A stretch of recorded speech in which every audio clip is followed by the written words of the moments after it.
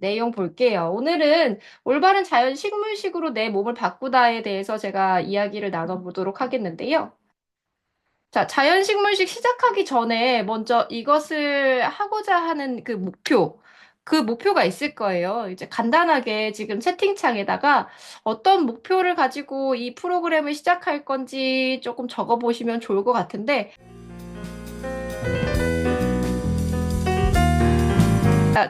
공부를 잘하려면 사실 방법을 잘 알아야 되겠죠?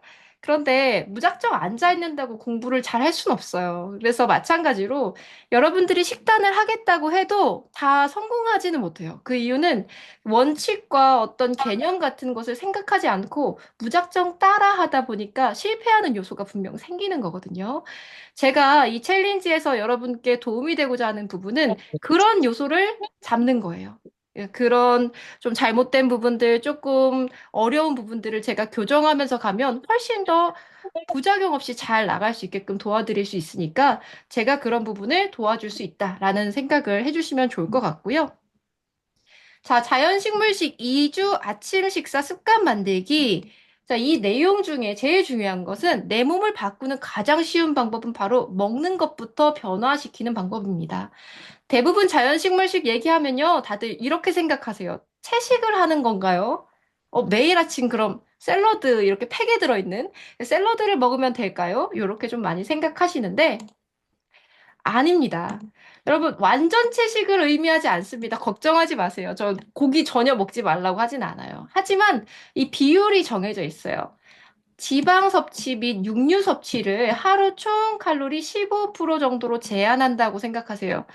하루 전체를 이 100이라고 생각했을 때 먹는 양, 어떤 먹는 칼로리가 그 중에 이 정도 부분만 지방이나 육류를 채우고 나머지 식품에 더 풍부한 자연 식물식을 최대한 구성시킨다. 그게 굉장히 중요한 원칙 중에 하나고요. 자연 식물식의 식재료가 되는 것은 뒤에서도 설명하겠지만 과일, 비전분질 채소, 전분질 채소, 열매 채소, 콩류나 버섯류 등으로 채워주시면 되겠습니다. 이것이 바로 자연 식물 중심 식단입니다. 채식이 아니고요. 두 번째는 과일도 섭취할 수 있어요. 과일이 당류가 높다고 생각하기 쉬운데, 자, 한편으로 이걸 잘 쓰면 좋은 탄수화물 원이자 이런 성분들이 포함되어 있죠. 파이토케미컬, 비타민, 미네랄, 항산화제 등 다양한 미량 원소들이 포함되어 있다라는 것입니다. 자, 왜 자연식물식인가? 자연식물식을 하면요, 일반적으로 동물식 식품보다 칼로리가 낮아요. 그럼 당연히 동일한 양을 먹어도 살이 빠질 수밖에 없는 식단이고요. 더 많은 수분과 더 많은 식이섬유, 그리고 우리가 식사로서 충분히 먹기 어려운 이런 미량 원소들이 들어있기 때문에 우리 몸을 교정시키고 회복할 때 굉장히 유용하다라고 알고 계시면 좋을 것 같아요. 자, 최근에 식단 트렌드가 어때요? 지방 쪽, 단백질 쪽 굉장히 초점이 맞춰져 있고, 탄수화물 같은 경우에는 이제 탄수화물 제로, 뭐 당류 제로, 이런 식으로 좀 식단 트렌드가 바뀌고 있잖아요. 사실 요즘에. 근데 제가 생각했을 때 너무 탄단지에만 집중하지 않았나라는 생각이 들어요. 사실 탄단지는 우리의 몸에 열량이 되고 에너지가 되는 거지만 실제적으로 몸의 대사에 필요한 부분은 약간의 부족함이 있을 수밖에 없거든요. 그런 것들을 어디서 채우냐? 바로 이 자연 식물식에서 채워줄 수 있다는 부분. 그래서 여러분들이 오늘부터는 내가 오늘 단백질을 얼마큼 먹었어, 뭐 탄수화물을 얼마큼 먹었어. 이거를 약간 벗어나서 얼마나 많은 좋은 미량 원소들을 내가 섭취했는가. 그리고 수분을 얼마나 많이 섭취했을까? 식이섬유를 얼마나 많이 먹었을까? 여기에 조금 더 눈을 돌리는 사고방식을 조금 바꿔주시면 좋을 것 같아요. 저와 함께 하면서 제가 계속 말씀드릴 거고요. 자, 이 식물식을 하면서 어떤 사례들이 있었냐면요. 기존에 건강하다고 믿고 먹었던 것들을 끊고 나서 6개월 만에 살이 빠지고, 이분은 이제 120kg 정도 되는 분이었어요. 이 예시에 나오는 거는. 고도 비만자는 살이 빠지는데 좀 어려운데, 식단만으로도 30kg 정도 살이 빠지고, 비만이나 지방간, 이형 당뇨가 있었던 게 없어진 사례가 있었어요. 이런 식단을 하고. 두 번째 같은 경우에는 질환 외에도 우리가 알 수 없이 계속되는 염증이나 통증 같은 것들 있죠. 예를 들어 두통 같은 거, 방광염 같은 염증. 그런 것들이 항상 약을 먹어도 잦았는데 이런 식단을 오랫동안 유지하다 보니까 단 2주 만에 두통이 사라지고 불편감을 겪었던 여러 가지 염증들의 수치들이 많이 개선됐다라는 임상 사례가 있습니다. 자, 이것을 하면요, 여러분들이 직접 느낄 거예요. 첫 번째는 가장 빨리 느끼는 게 배변 활동이 정말 활발해져요. 화장실을 잘 못 갔던 분들이 활발하게 화장실에 가면 속이 일단 굉장히 편해지거든요. 그래서 위 무력감이나 소화기관 상태를 개선하는데 굉장히 효과적인 식단 방법입니다. 자, 아랫배가 배변 활동이 좋아지면 가스가 차지 않기 때문에 사이즈가 감소해요. 운동을 특별히 하지 않아도. 그리고 과일을 섭취함으로써 단맛에 대한 의존도가 줄어들고 그를 통해서 과자라든가 간식 같은 단 거 먹고 땡기는 거 그런 거를 줄일 수가 있어요. 자, 아까 말씀드렸던 것처럼 어때요? 이 채소들은 똑같은 양이라도 칼로리가 낮기 때문에 자연스럽게 체중이 감량이 되죠. 그래서 먹는 것이 바뀌면 몸이 달라질 수밖에 없겠죠. 자, 그러면 우리가 제일 중요하게 봐야 되는 게 뭐냐면, 아, 이름 다 알아요. 자연식물식 좋은 거 다 알아요. 하지만 왜 실패하냐면, 왜 효과가 없냐면, 하지 말아야 될 것을 하지 않아야 되는데, 그것을 신경을 안 쓰고 야채만 그냥 먹는 거예요. 그럼 효과가 하나도 없어요. 자, 효과 있게 하시려면은 꼭 아셔야 되는 거, 무엇을 줄여야 되는가 기억하셔야 돼요. 첫 번째, 동물성 식품의 섭취 비율을 낮춰야지 이 식단의 효과가 극대화될 수 있어요. 아까 말씀드린 몇 퍼센트? 15% 이내로 섭취한다는데, 이거를 15%를 어떻게 계산해야 되나? 까지 생각하지 마시고, 머릿속의 비율을 15% 정도라고 생각하세요. 그러면 아무래도 식사하러 외식을 나간다 하더라도 고기를 예전에는 막 아무 생각 없이 먹었다면은 이제는 아, 이 정도면은 15%를 넘을 수 있겠는데 좀 조절해야겠는데 요 개념이 생기는 거죠, 머릿속에. 자, 근데 동물성 식품 하면은 계란은 아닌 거 아니야? 또는 생선은 아닌 거 아니야? 우유는 괜찮지 않아? 요렇게 나갈 수 있거든요. 자, 하지만 요거 다 포함입니다. 육류, 닭, 오리 또는 계란, 유제품 생선, 해산물 포함이에요. 자, 모든 걸 포함해서 15%를 만드는 겁니다. 자, 만약에 내가 운동량이 많고 활동량이 많아, 또는 남성분들, 근육량이 많은 분들 같은 경우에는 15% 이상, 20% 정도, 25% 정도 더 섭취도 가능해요. 운동을 충분히 하시는 분이라면. 근데 운동량이 거의 없거나 특별히 운동을 하지 않는다는 경우는 15%로 제한했을 때 식단 효과가 아주 빠르게 나타날 수 있다는 거 기억해 주시기 바랍니다. 두 번째는 오일류와 지방류입니다. 자, 오일 요즘에 많이 나오는 게 뭐예요? 올리브유 한 숟갈씩 아침에 먹기 많이 나오죠. 근데 기억하셔야 될 부분은 오일도 가공식품이라는 점입니다. 제가 이전에도 한번 언급해드린 적이 있는데, 올리브를 그대로 먹으면 너무 좋아요. 근데 올리브를 짰잖아요? 기름밖에 없는 거예요. 따라서 기름 그 자체만 단순하게 섭취하는 것은 자연식물식의 원칙에서 조금 벗어난 거예요. 그래서 우리가 지방을 섭취하려고 하면 뭘 섭취해야 된다? 견과류나 아보카도 같이 있는 그대로 지방이 있는 걸 되도록 섭취하려고 하고, 이 지방 자체도 아까 얘기했던 15%그 내에 들어갈 수 있도록 양을 조절해야 된다. 따라서 튀김이나 전류, 볶음류 같은 거 있잖아요. 그런 거는 가급적 줄이는 거예요. 그러니까 볶음할 때 기름은 조금 넣고 살짝 물을 넣어서 볶으면 잘 볶아지거든요. 그런 식으로 바꾸는 거죠, 조금씩. 음. 그렇게 생각해서, 아, 기름류도 좋은 게 아니구나. 튀긴 음식 주의해야겠다. 이렇게 한 번 더 머릿속에 인지해 주시면 좋겠고요. 세 번째는 이미 다 아시는 거. 정제 가공식품 줄이기. 정제 탄수화물 대표적인 거, 설탕, 밀가루, 백미, 액상과당, 물엿, 주스. 가공식품. 우리 마트 가면 뭐가 있어요? 여러 가지 냉장 보관되고 냉동식품 있는 거, 가급적이면 줄이는 거. 되도록이면 매일 먹지 않는 거. 가끔 먹는 거. 음료수나 이런 것들 말하는 거고요.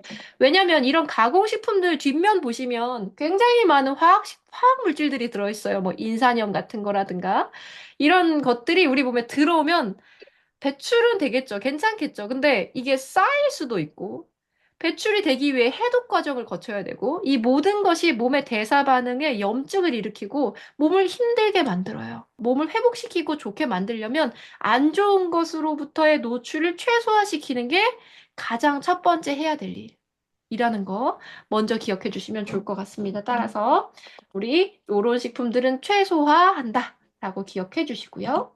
자, 그러면 이렇게 질문하십니다. 코치님, 이걸 어떻게 다 안 먹고 살아요? 안 먹는 거가 아니고요.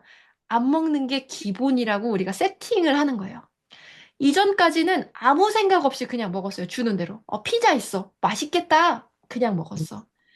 만두 같은 거 쪄놓으면 그냥 먹었어. 그죠? 근데 이제는, 내가 먹는 음식의 지방이나 육류는 15% 이내에 먹어야겠다. 라고 세팅을 하고, 기름이나 튀기기 전에, 조금 기름을 덜 쓰는 요리법은 없을까? 생각해보고, 그쵸?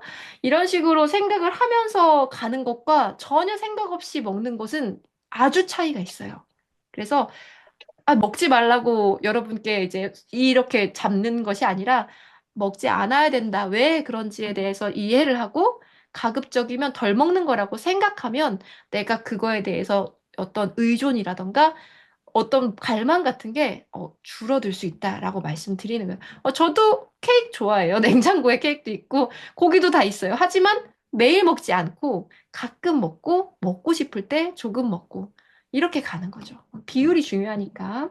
내 몸을 바꾸는 거는 비율에 있어요. 좋은 걸 80% 하고 안 좋은 거 10%, 20% 하면 좋은 거가 이기기 때문에 좋은 방향으로 갈 수 있어요, 우리는. 그래서 지금 모든 걸 막 극단적으로 이렇게 생각하지 마세요. 살 뺀다고 막 덜 먹고 안 먹으려고 하고 이렇게 하면 실패하는 길로 가는 거거든요.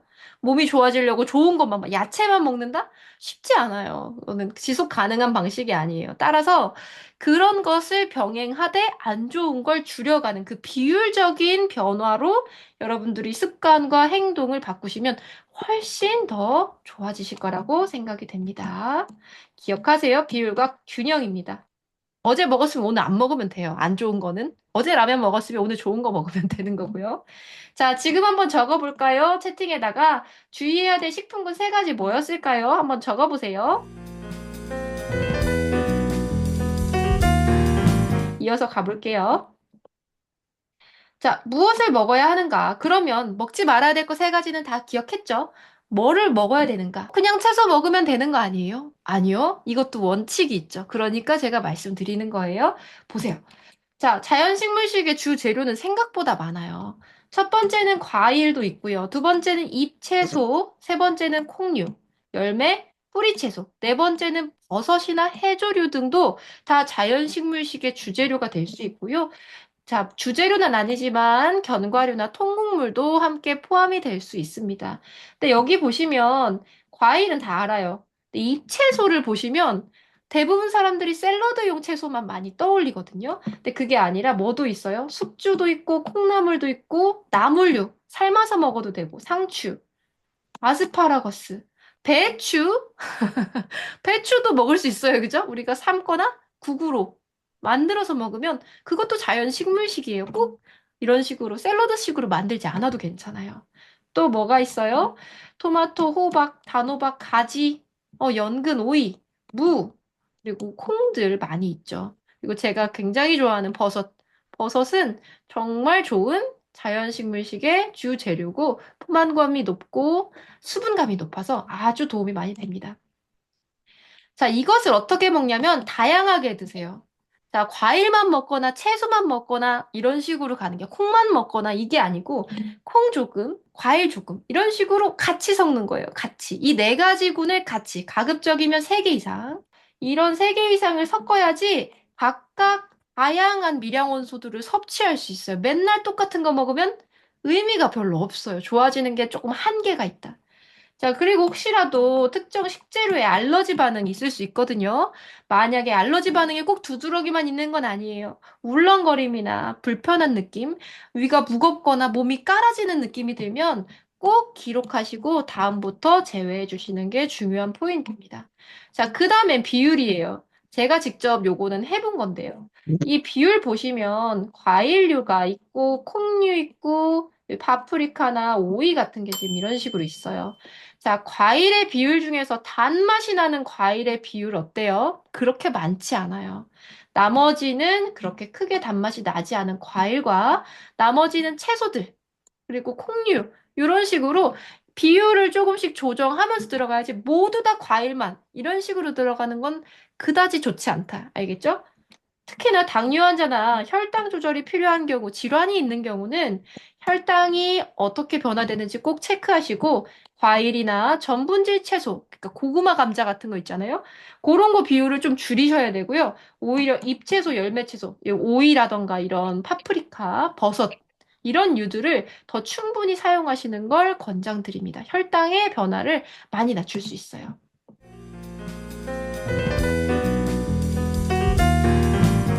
자, 그럼 이것들을 어떻게 먹어야 되는가 준비하는 방법 알려드릴게요. 요거는 영상 제가 이따가 카카오톡으로 전송해드리고요. 자, 이거 보시면 잎채소나 과일류는 시간이 아침부터 막 이거 정리할 시간이 없을 것 같아. 그죠? 바빠서. 미리 전날 또는 일요일 날 다 사셔가지고 씻어서 밀폐 용기에다가 밑에다가 그 키친타올 하나 내려놓으시고 거기다가 잎채소를 올려놓으시면 돼요. 그러고 냉장고에 넣어놓으시면 일주일 정도 신선하게 보관 가능해요. 그래서 먹기 전에만 그거 꺼내놓으시고 참기 빠진 다음에 드시면 돼요. 그리고 과일류도 마찬가지 통에다가 씻어서 따로따로 넣어두시면 이제 좀 편하고요. 전분질 채소나 익혀야 되는 채소 같은 경우는 찜기나 에어프라이어 이용하시면 쉽게 하실 수 있고요. 콩류는 미리 불려서 삶아 놓은 다음에 냉동실 보관하고 꺼내서 30초 정도 전자레인지 돌리면 똑같이 쓸 수 있거든요. 이게 자숙 병아리 콩이라고 치시면 나올 거예요. 이게 외국에서 이제 이렇게 냉동식품으로 나오거든요. 예, 전자레인지에 돌려서 쓰셔도 돼요. 자, 익힌 채소는 어떠냐? 적절한 조리 시간 제가 해보니까요. 이런 식으로 나와요. 훨씬 편해요. 이렇게 하는 방법도 제가 알려드리도록 할게요. 준비하는 거. 자, 그래서 자연식물식 인증은 어떻게 하시냐면 아침에 이렇게 하신 다음에 예쁘게 찍으면 더 좋겠죠. 예, 사진을 찍고 SNS 이제 지금 하시는 데에다가 태그를 이렇게 이제 제 이름 태그를 해주시거나 자연식물식 챌린지 해주시면 제가 이제 바로 태그가 돼서 볼 수가 있거든요. 그리고 단체방에 링크 공유해서 또는 사진을 공유해서 서로의 어떤 식사를 잘하고 있는지 보시면 좋을 것 같고요. 그리고 서로의 응원 달아주시면 너무 좋겠죠. 예, 그 내용 중에서 요 밑에다가 글씨로 오늘 준비한 식재료는 무엇이었는지도 적어보시고 시크 느낌은 어땠는지, 속이 편했는지, 막 이런 내용들도 가면 너무 좋을 것 같아요. 자, 이거는 제가 나중에 잘 하시면 어떤 소정의 상품을 드릴 예정이니까 열심히 한번 해보도록 할게요. 자, 일단 일정은, 다음 주 월요일부터 해서 2주 동안 토요일까지 주 3회 인증으로 갈 건데, 주 3회 인증이라고 해서 꼭 3번만 할 필요는 없어요. 효과를 잘 얻으려면, 빨리 이제 효과를 보시려면, 몸의 변화를 느끼려면 매일매일 하는 게 사실 더 좋거든요. 매일. 뭐 주말만 빼고 5일 동안은 쭉 한다거나, 뭐 그런 식으로 가시면 훨씬 더 효과가 좋을 테니까, 그런 식으로 실시를 해보시고, 실시를 해서 올려주시면 제가 어떻게 하면 더 좋겠다라는 얘기를 해드릴 거예요. 그리고 지금 이 내용은 OT니까 다 알려드릴 순 없어요. 분명 자연식물식 하시면서 어떤 분들은 속이 쓰려요. 속이 좀 불편한 것 같아요. 하시는 분도 계실 거고, 저는 지금 당이 좀 오르는 것 같아요. 하시는 분도 있을 거고, 식사를 이렇게 했는데 배가 너무 고파요. 하시는 분도 계실 거예요. 그에 맞는 솔루션이 다 있어요. 그거를 제가 뉴스레터처럼 이틀에 한 번 정도, 3일에 한 번 정도 정리해서 여러분들이 궁금해할 만한 내용들 올려드릴 테니까 너무 걱정하지 마시고 일단 시작해보는 거. 그것이 다음 주 월요일부터 해야 될 일입니다. 이제 월요일 전에 토요일, 일요일 날 오늘 내일 시간이 있는데요. 오늘 내일 시간에는 여러분들이 일단 마트에 가세요. 마트에 가셔서 아까 보여드린 자연식물식 기억하시죠?